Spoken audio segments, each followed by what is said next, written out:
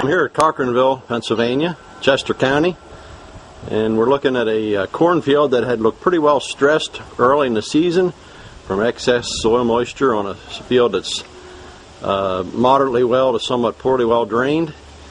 And we're taking a look here now, beginning of the second week of August, and the corn has finished out. Looks like it's going to make a pretty decent crop. The corn's a little bit short, but it's earing up well. And most of the field on our earlier visit was pretty yellow, very variable in height, and really struggling with wet feet. Corn was side dressed at that point, late June, and has responded well with better growing conditions and with that nitrogen application. I think about 60 units of N went on. Dave Troop's here with me today, the farmer here at this Troop Farms or Troop Enterprises LLC. Dave, what do you have to say about this corn crop?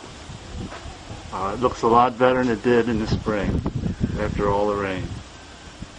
That's it. Okay, so some of the tricks you can do if you lose that early season nitrogen is to go ahead and put some nitrogen on, try to bring her back, and it worked well with this field. Again, if it would have been too wet, probably wouldn't have been much could have been done, but we did get good enough growing conditions, and then with that nitrogen on to replace that which was leached away with all those early spring rains, the crops responded well.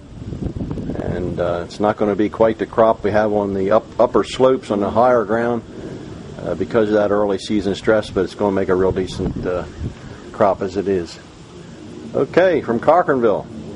Corn's looking pretty good at this state, in this part of the growing season. Like I say, it's going to be a little short, but it's going to make something, it's going to be a nice harvestable crop. From Cochranville, this is Grant Troop for the Agri Reports Network.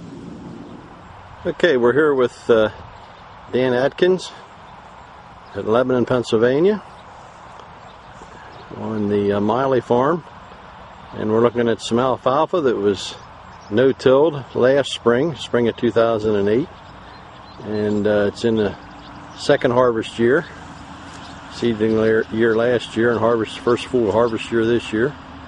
And this is predominantly a potato leafhopper resistant variety in the field, although I think it might have been finished out with a little bit of other seed. Dan, what else can you tell us about this field? This field was our first experiment with no-till and alfalfa. And alfalfa was the last crop we actually tried no-tilling. But what we had done was we had planted a shorter season corn, took it off for corn silage, and then went in and planted peas and oats there in the fall, and put about 6,000 gallons of manure there before we planted those peas and oats. Took those off late October, early November, and then mowed it fairly high, that we had about 4 inches of stubble. And by the time spring rolled around, it was still a fairly clean field and pretty solid, and we were able to get a pretty good stand of alfalfa. We had started it with peas and triticale, and pulled off it's about a 15-acre field. We pulled off close to 200 wet bales of peas and triticale, and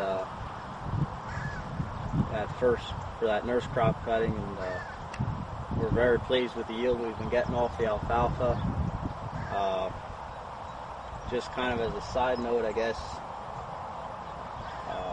that year that we had the peas and oats out that we had harvested, that was the year we had a real heavy rain when we still had a frost layer in the ground. We had some bean fields that actually had some washouts. This field didn't have any washouts, even up there at the high end where the slope. I don't know if it was just the root mass of the peas and oats was a little thicker or what, but this field didn't have any washouts when we had a lot of our bean fields did that winter. But real happy with that program. We tried it again this year, and it worked very well. Like I said, no-till. Alfalfa was always the last thing that, or always the thing that I heard other no-tillers talking about having the most problems with, but this program seems to work pretty well for us. Okay, quite a beautiful field of alfalfa here.